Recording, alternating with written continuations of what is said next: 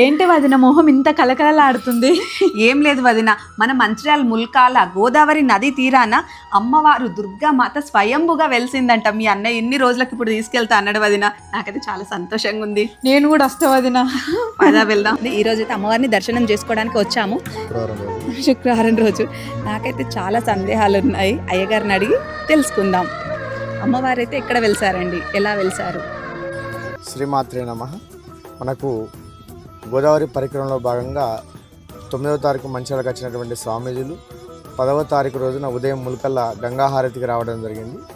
ఆ గంగాహారతి తదనంతరం వాళ్ళు ఒక మాట చెప్పారు, ముల్కల్లా ఈ గ్రామం నందు అమ్మవారు శక్తి స్వరూపిణిగా వెలవడం జరిగిందని చెప్పేసి వాళ్ళను అడిగాము ఎక్కడ వెలిసారని చెప్పని. వాళ్ళు ఒక ప్రైవేట్ వ్యక్తి ఒక స్థలంలో చూపించడం జరిగింది.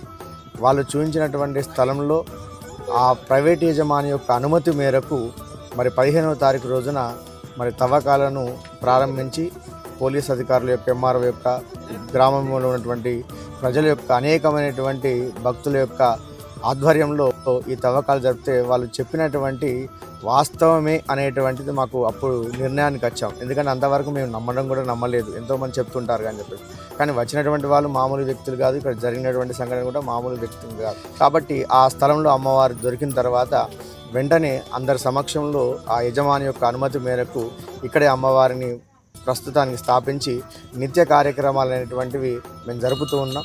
ప్రతిరోజు అమ్మవారికి ఉదయం 6:30 నుంచి రాత్రి 7:30 కూడా భక్తులందరికీ కూడా అమ్మవారి దర్శనాన్ని మేము కల్పిస్తున్నాం. ఎందుకంటే దాదాపుగా ఇది ఒక ముల్కల గ్రామానికి చెందినటువంటి అమ్మవారు కాదు, ఇప్పుడు యావత్ భారతదేశమే కాకుండా అనేకమైనటువంటి దేశాల్లో కూడా ఈ తల్లి యొక్క గొప్పతనం అనేటువంటిది ఆవిర్భావం గురించి తెలిసాది. కాబట్టి వేల మంది భక్తులు ప్రతిరోజు కూడా ఒక 10,000 మందికి పైగా అమ్మవారిని దర్శించుకుంటూ తమ యొక్క కోరికలను కోరుకుంటూ చాలామంది కూడా వందలాది మంది భక్తులు, వేలాది మంది భక్తులు ముడుపులు కట్టడం అనేటువంటిది జరుగుతూ ఉన్నది.